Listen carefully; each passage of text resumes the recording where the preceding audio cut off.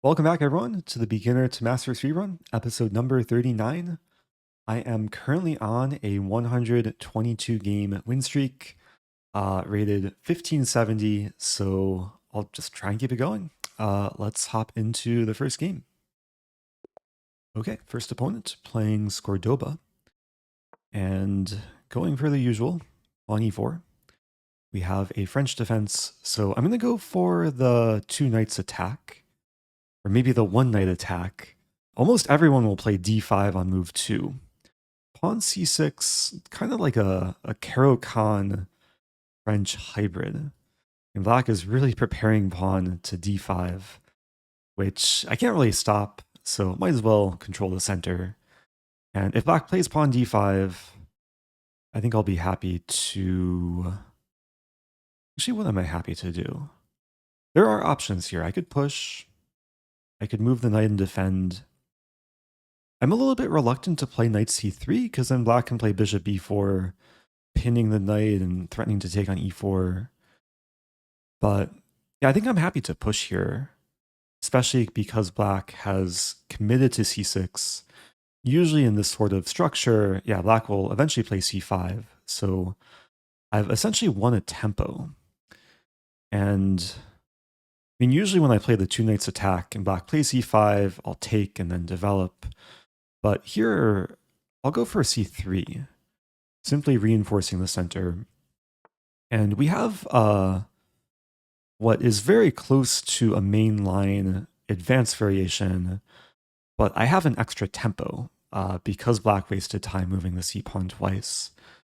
And let's just keep developing bishop to d3. I'll look to castle soon. Very often black will play queen b6 and try and pressure the d4 pawn. Yeah, I'll go ahead and castle here. I'm not scared of c4, even though it grabs a bit of space. I can play bishop c2 and still be happy. But we see queen b6, so black is perhaps threatening to take and win the pawn. There are 1, 2, 3 attackers, only 2 defenders, and I don't really have the tactics. If the bishop were on d7, there'd be some like eventual tactics to maybe try and win my opponent's queen at the end of some lines. But I do want to look for ways to deal with this pressure point. And I don't want to play bishop e3 because that would hang b2. I don't think I want to be gammoning. And taking the pawn actually looks pretty reasonable here. And black would naturally take back with the bishop, but because I'm already castled, f2 is defended, and I can continue with b4 and bishop e3, assuming the bishop moves back. So yeah, let's go ahead and take the pawn. It does feel maybe a little bit wrong to get rid of my beautiful connect 4 pawn chain, but the prospect of playing b4, pushing black back, first with the bishop, and then likely pushing the queen back, I think this will be kind of a nice position going into the middle game. Of course, the drawback for black is I'm gaining space. Like I already have nice space in the center, and I'm gaining space on the queen side. So it might be difficult for black to actually complete development, especially with this kingside knight. It can't move to f6. It can't move to e7 because the bishop is here. Now I'm realizing if I play bishop e3 hitting the queen can move back and hit my pawn. So do I want to allow that? I mean, there's bishop e3, queen c7, and then like bishop f4. The question might become, do I just want to play bishop f4 right away? I could also start with rook e1. I'm looking at bishop e3, queen c7, and then rook e1, and then knight takes, and then take, and then take. I don't think I have any great discoveries there. I think I'd rather keep the position simple. So I like bishop f4. Just preemptively reinforcing the pawn. It's going to be very well supported. Like rook e1 and queen e2 can follow. Maybe at some point I can look to play b5, kick the knight away. But for now, I'll complete development, knight d2. All my minor pieces are now like pretty nicely centralized. Pretty harmonious setup too. They don't really get in the way of each other. Maybe now knight b3.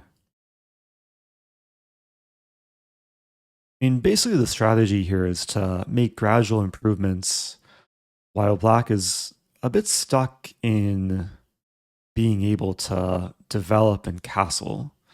Like the king is safe in the center for the time being, but because I control so much space, it's not easy for black to find really any active plans. Like knight a7, it would attack the pawn, but this pawn is very easy to defend. There is a move knight h6, which maybe is a consideration, because I don't know if I actually want to take. It would double black's pawns, but it would open the g file for the rook. So queen c7 is played. I think I'll play queen d2. Black did have some idea of playing f6. If my bishop were not defended, my pawn would be pinned to the bishop. But with queen d2, my queen defends my bishop. f6 would be a very bad blunder. So we see knight to a7, attacking my c-pawn. And rook ac1 looks pretty logical. I'm looking for other moves. I guess I kind of have to be ready for rook ac1, knight b5. The c-pawn might not be so easy to defend with black having 3 attackers, and I don't want to really trade off my lights for bishop.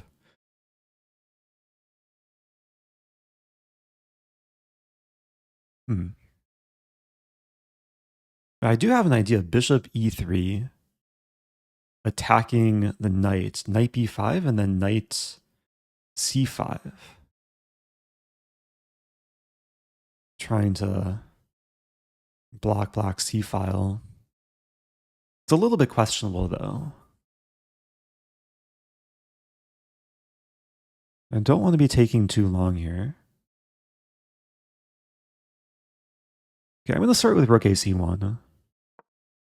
Like, even if the knight manages to come to b5 and even take on c3, black will be pinned. Like, there has to be some way to punish that. But we see bishop e5 first. Okay. Makes sense. Black is trying to trade off their worst bishop.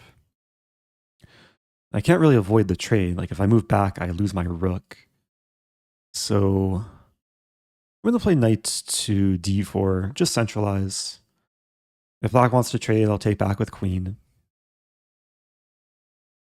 And then I'll be restricting knight to b5. It's still a very nice setup. But black is trying to, I guess, cause some issues on the queen side. Queen c4. Do I want to trade queens now? Maybe. Trade queens, rook takes c4, knight d2. Yeah, like if I move back, knight b5 comes. I'm going to trade queens. We're going to simplify a bit. We'll have a queenless middle game. I'll play knight d2, so attacking the rook.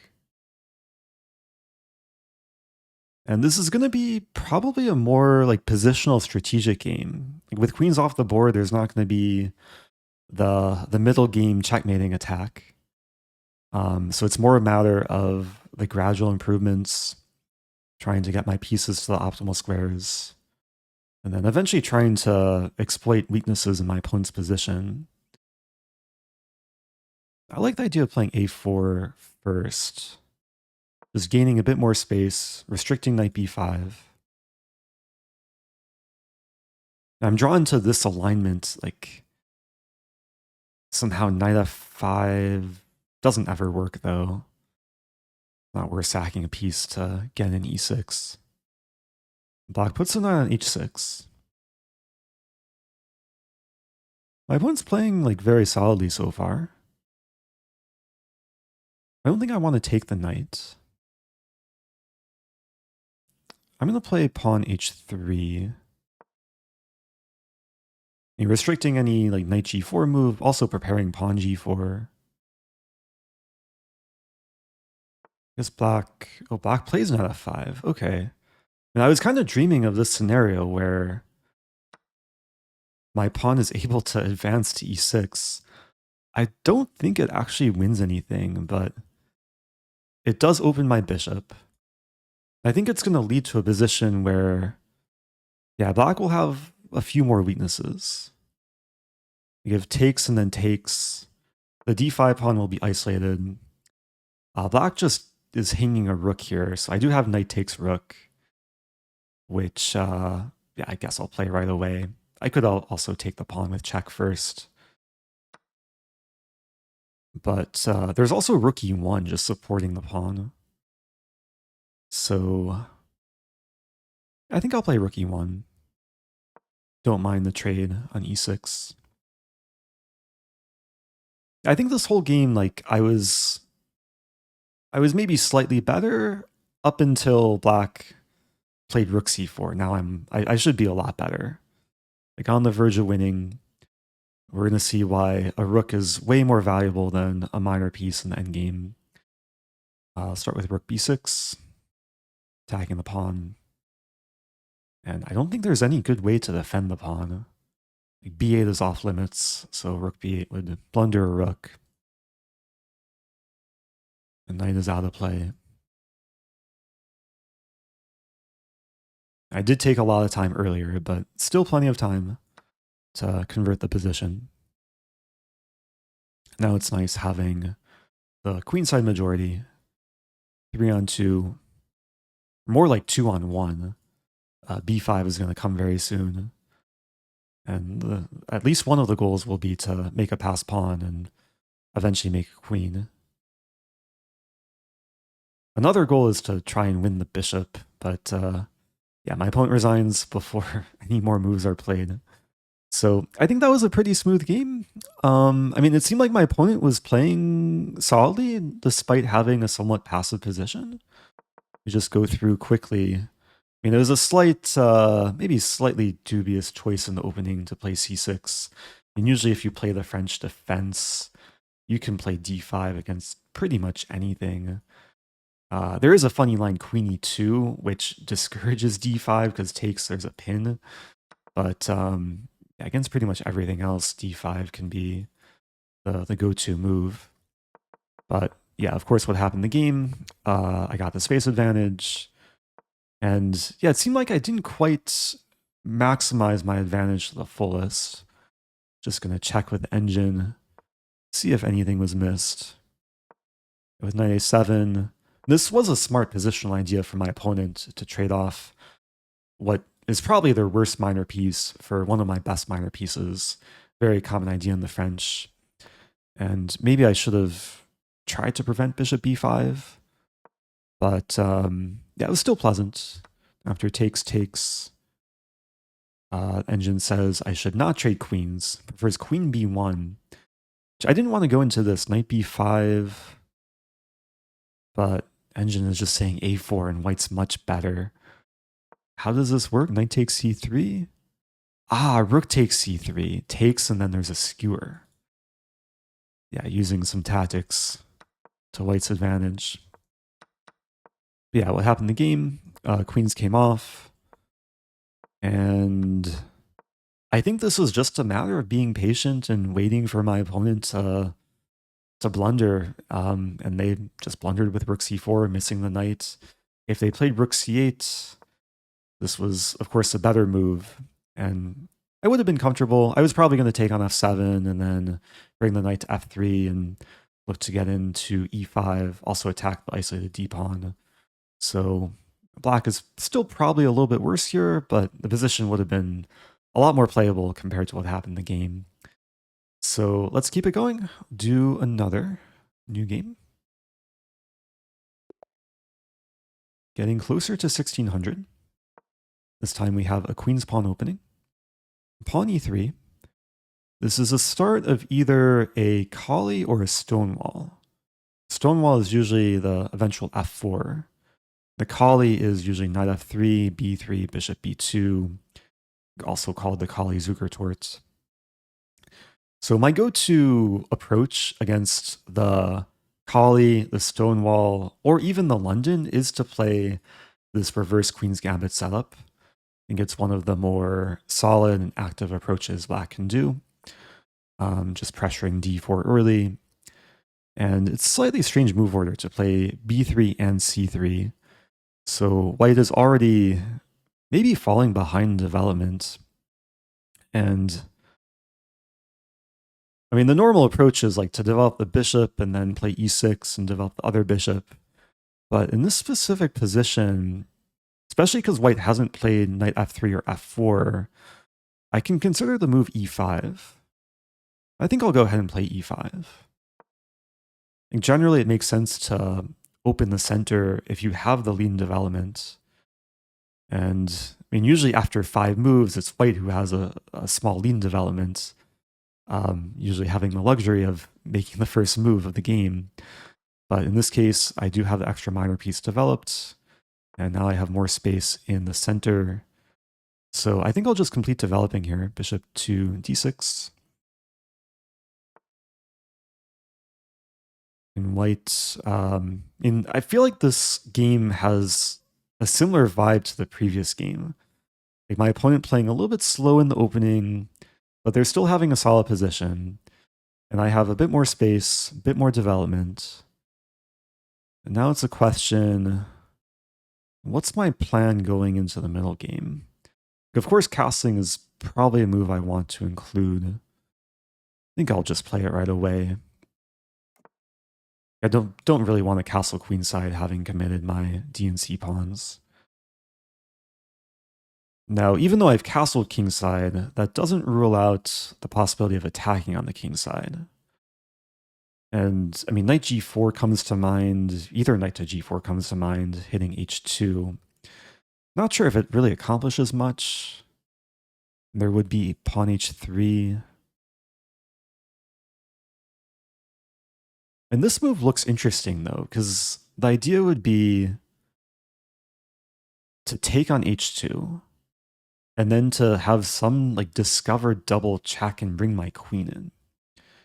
Even though this like knight e to g4 feels more natural unleashing the bishop, this knight unleashes a queen. Like I'm calculating knight g4, h3. And there's like crazy ideas like knight h2. Not sure if this leads to anything. King takes h2. Taking a moment here just because it's actually kind of fun to calculate. Knight fg4, h3, then maybe queen h4. Can I throw the kitchen sink at my opponent? And d5 is hanging in that line. I should also note, like, if queen takes d5, I'd probably have some eventual tactics. At the very least, I would have knight takes h2. Yeah, I'm being tempted by the gambit gods. Knight fg4. Queen takes d5. I mean, queen takes d5 or h3 are probably the likely moves. I mean, the normal move to play here, or normal moves, would either be bishop e6 or bishop to g4. Simply developing, or rook e8. Bishop e6. Could run into knight f4. Okay, enough time has been used. I'm playing knight fg4. We're gonna have a spicy position. This might backfire, but it might lead to me winning very quickly. And yeah, in this position, I might be able to take. Because actually, if I take, there's queen h5. Yeah, that's one way this could backfire. If I take, I was calculating king takes, queen h4, king g1, knight g4, some Greek gift style attack. I think I'm better off playing queen h4 here.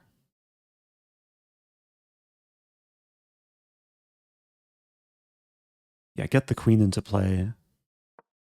Really pressuring h2 now. With pawn h3, yeah, I'm looking at this move. Knight takes f2. Because if rook takes f2, I win the knight. So knight takes f2, king takes f2, defends the knight. But then the knight is pinned. And maybe I can play knight g4. I can also play, yeah, knight g4. So takes, knight g4, pawn takes g4, bishop takes g3. And the king has 3 legal moves. If it moves back to g1, it's checkmate. If it moves here, I take, there's a skewer. That should be good for black. So I'm going to go for this. Just looking at other ways white can try and get counterplay. But, okay, well, this is working out pretty cleanly. And take on g3. And that was basically a trade of knights, but I won the f2 pawn. And white's king side is looking very exploitable. Bishop takes h3 as a main threat. We might see queen h5. Would attack and defend. With rook f4, yeah, I'm going to take on h3.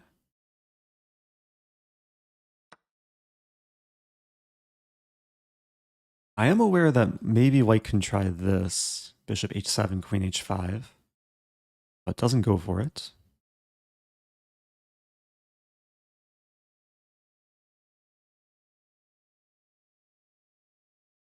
So I've won a couple pawns. I've burned most of my time so far. But yeah, this position looks very promising. I like the idea of knight g6. It's both kind of a defensive move, obstructing the bishop, but also an attacking move, opening up my own bishop. And if the rook moves, there's going to be queen h2. The queen moves, so I could take the rook. Queen e1, there's queen f1.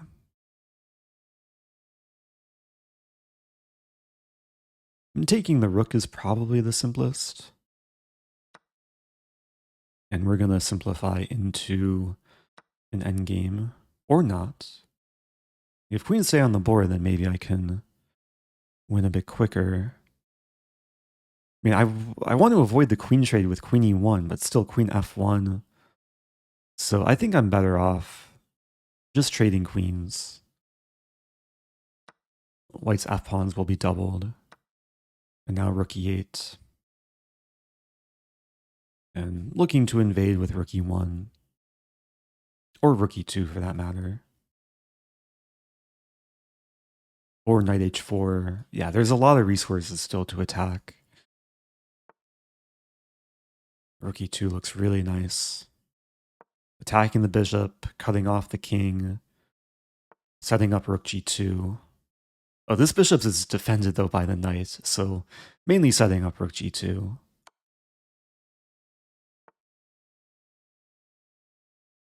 Do I have any mating ideas? It feels close. White wants to play bishop f1 next. I really want to play knight h4, but after bishop f1...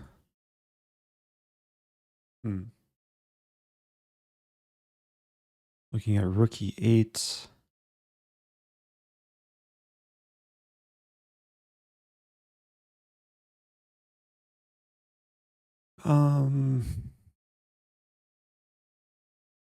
Maybe I can play knight h4...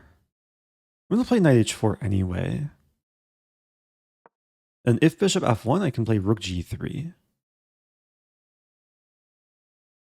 I'm not losing back material there, I don't think.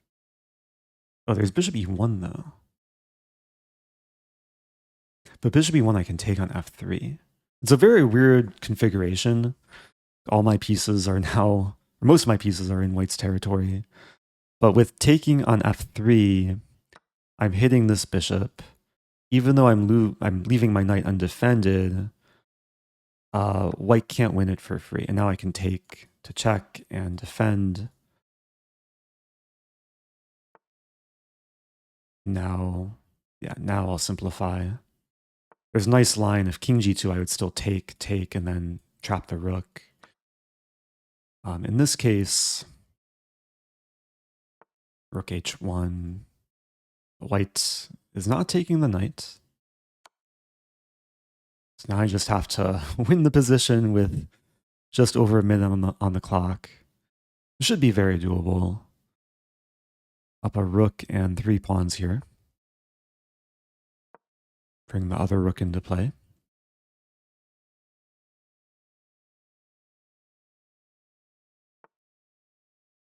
And I'm going to try and be efficient with the mating attack. Get both rooks in. If the king walks up, looks very, very close. Rook g2. King is going to be forced. Yeah, now it's made into. King is forced up the board. And rook e6 is checkmate. So nice game. Yeah, much more aggressive game than the first game. First game was a bit more positional. This one, I went straight for the throat from early on and played very actively. Not every day you can get such a nice position from the opening as black, especially against d4 on move 1. My opponent just played a little bit slowly. Probably should have started with knight f3. This is a more conventional move, just controlling e5 and making it difficult for me to achieve e5 right away. And usually the plan for white in this opening is to play bishop b2, eventually play knight e5 and f4 and get a good grip on e5 square. But of course in the game that didn't happen. And I do want to check this moment. When I played knight fg4, Engine is not so fond of this move. It says black has a pleasant advantage with rook e8 or queen e7. Knight fg4, according to the engine, gives away the whole advantage for black. But white does have to play precisely here. And knight g3 was not the precise move. White should have played h3. And I was very curious about the lines with, like even with knight h2. But just king takes h2, there's no follow-up. Also curious about queen h4. Engine is saying f4 and white's much better. Yeah, this could easily backfire with both knights attacked. So my opponent gave me enough room to attack. And then h3 was a little bit too late. Knight takes f2 was a nice line. And just to show the calculation, if king takes f2, I was going to play knight g4. And the bishop supports the knight, so the queen can't really take. And if the pawn takes, I was going to take with the bishop on g3, king e2, and then take. Apparently queen takes g3 is just stronger.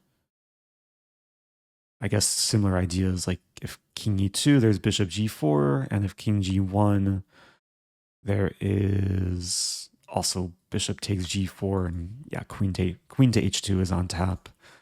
So nice game. I'm quickly approaching 1600. Let's do at least one more. Playing the wiki, or the wiki. And we'll have a king's pawn opening.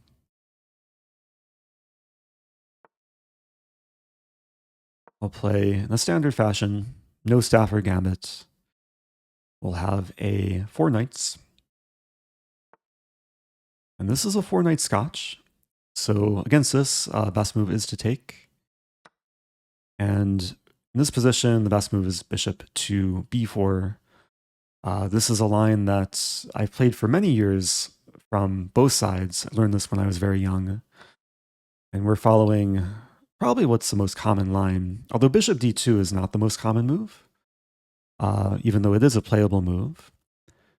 And I don't want to take and then take, even though it looks like I could win a pawn with this line. G7 would be hanging in the end, or queen e2 might be in the air. So I think I'm better off just castling here. And the plan is to strike in the center with pawn d5. And bishop c4, it's kind of ironic because white is maybe attempting to control d5 and prevent me from playing d5. But I think bishop c4 actually makes pawn d5 stronger. Because wait, is it supported enough times? Takes, takes, knight takes. There's some weird tactics to calculate because then the bishops are staring at each other. Yeah, I thought this was going to be a simple matter of like expanding, gaining time, but I do have to calculate here. I mean, knight takes immediately isn't possible because I take with check and then take back. So it's really a question, pawn d5, takes, takes, knight takes. And then it's a mess because our bishops are staring at each other, our knights are staring at each other. I think in that line I take, I defend my bishop, and if takes, I take and then take. I have queen e4 in the end, attacking the king and the bishop. I would win a piece. I'll try to remember to show this after the game if it doesn't play out. I know that was a lot of arrows, but it's basically, yeah, if knight takes d5, I think I just win a piece. So white doesn't go into that, saves the bishop. That's almost certainly a better move. Now, the nice thing is I've gained time because the bishop has moved twice. White hasn't castled. So I'd really like to try and slow down white from castling.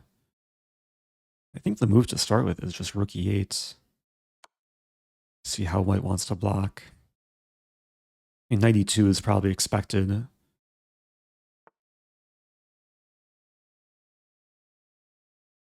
And my strategy here is to try and keep making threats or play in a prophylactic manner to just try and make sure white can't castle. Now, with the bishops staring at each other, I think it makes sense to take. And I have an idea. After queen takes d2, my idea is to play pawn c5. It looks like I'm expanding and gaining space, but I do have the tactical threat of pawn c4. So white was aware of that. I'm wondering if white could have castled queenside there, because c4, there's bishop takes c4. Always analyze after the game. With pawn c3,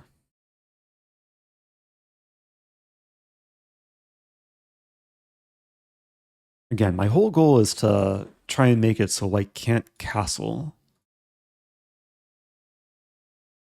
I have another idea. It's to play queen e7. And if white tries to castle, I then have c4 to remove the bishop from defending the knight. That looks pretty good. Queen e7.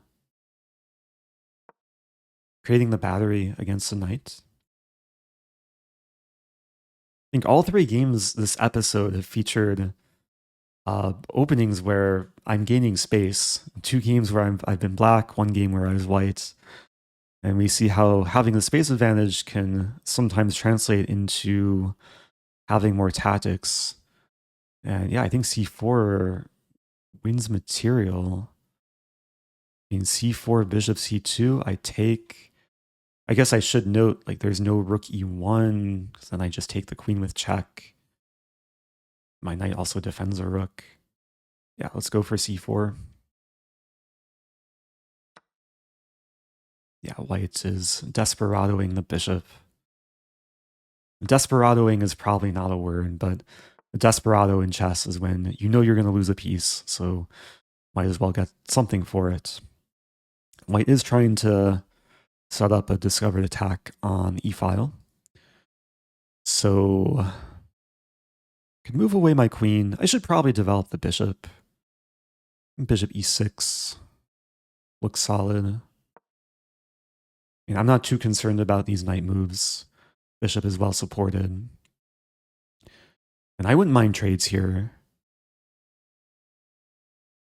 There's queen b7, rook d8. I'll go for rook d8. In this position, there are a couple strategies. One is to just trade and simplify into an endgame. The other strategy is to try and attack. I do have an extra piece to work with. But we'll go for the trade of rooks first.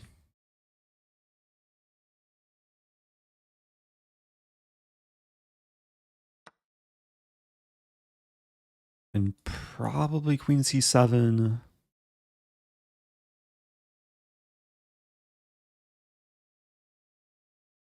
And it's looking like we'll have another sort of endgame lesson where I'll have to show how to win the position with extra piece. I took with the pawn there because I would like to keep my rook on the board, even though I do isolate my pawn. I think having the rook is nice for some potential attack later. And one thing I'm dreaming of is getting my knight from f6 to d3. This would be the optimal square for the knight. To get there, a little bit far away, but it only takes 3 moves. Like knight d7 to c5 would be the route. There's also knight d5 to f4.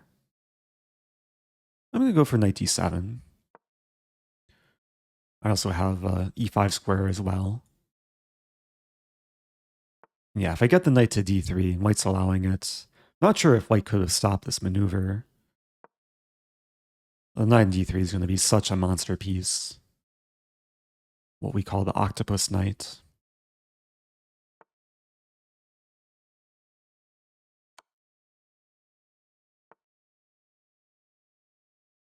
Now it does apply constant pressure against b2. And the natural move is rook b8. And then b3. Just want to make sure I'm not losing my pawn.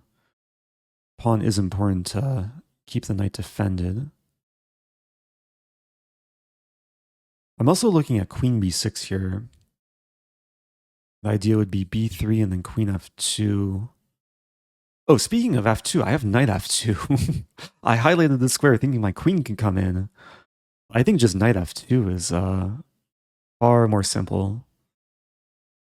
Yeah, it feels bad like moving my knight away from d3, but... Oh, wow. Okay, I have to be careful. If I take the rook, I lose instantly. White is basically saying, oh no, my rook. That move I did not see coming. Let me be careful here. And pawn's attacked too. How to do this? I'm thinking queen d8, setting up queen d3.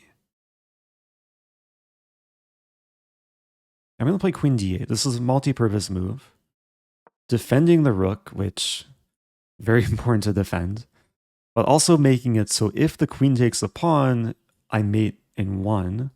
If the rook takes the pawn, I'd have some attack with queen d3. Now, do I just return my knight? Yeah, kudos to my opponent for getting out of the fork. I mean, queen d3. No, my knight really belongs on d3, though. How about this? I'm going to play knight d3, attacking the rook. If the rook returns to e4, I have knight c5.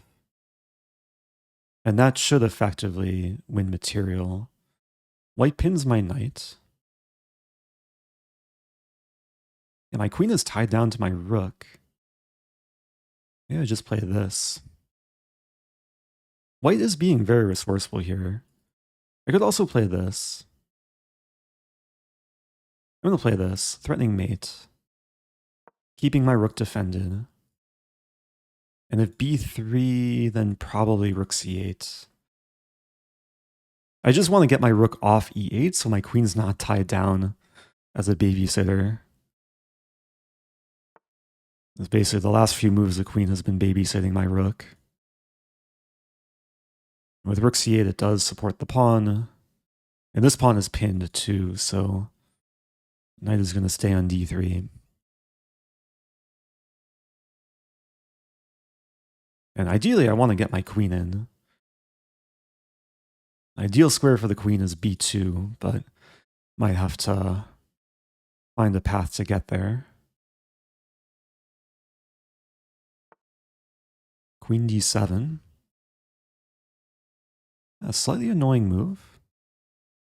I'm going to play knight c5. Another nice multi-purpose move. Attacking, defending. Also, I now have 3 attackers against b3.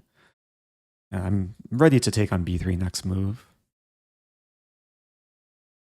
So I'm really just trying to keep control, move quickly enough to not get too low on time. Yeah, let's go ahead and take the pawn. The knight prevents rook d7. And if somehow the knight wasn't controlling d7, then maybe it would be scary. Let's advance to b2.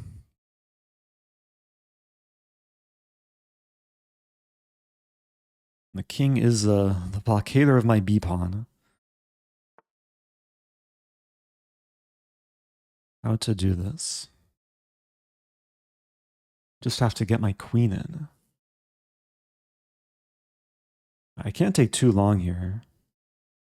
I'm looking for my option. Maybe a5 preventing rook b4. Oh, but then rook g4 is an idea. I'm going to play this move. But then rook d8. Oh dear.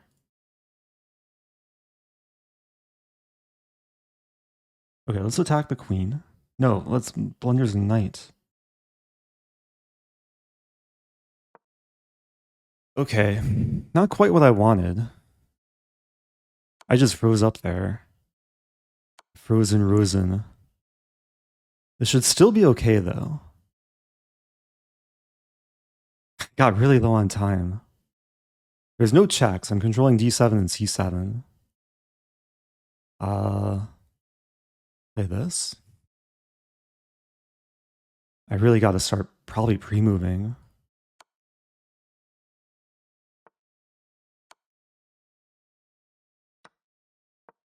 Okay. I have 24 seconds. It should be enough time.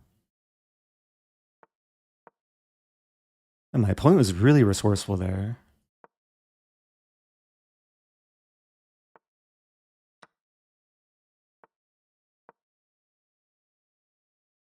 I'm gonna march the a-pawn. Oh dear. They're slowing me down.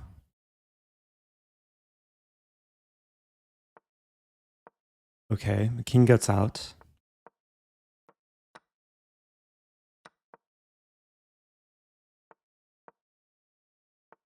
Okay, I'm gonna have just enough time here. Very, very close game. Don't want to stalemate. Okay. I think I got like a little bit too relaxed. Especially like after I played pawn b2, I think I just stopped thinking about what to do next. Of course, it's like, it's a very good position, but it wasn't obvious what my plan was. And it took me 50 seconds to play queen e5. Not quite seeing a clear plan. Like white wanted to play rook b4 and then target my queen. Queen b5, of course, allowed the rook trade, which I didn't really want, but at least we simplified.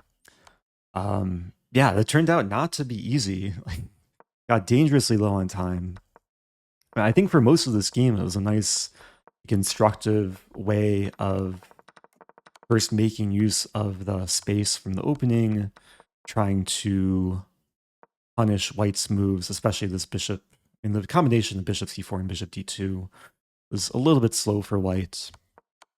But there were definitely multiple phases of this game. After winning material, it was all pretty smooth. I think I just didn't play quickly enough. I didn't see queen a4 coming either. Like, this move caught me by surprise.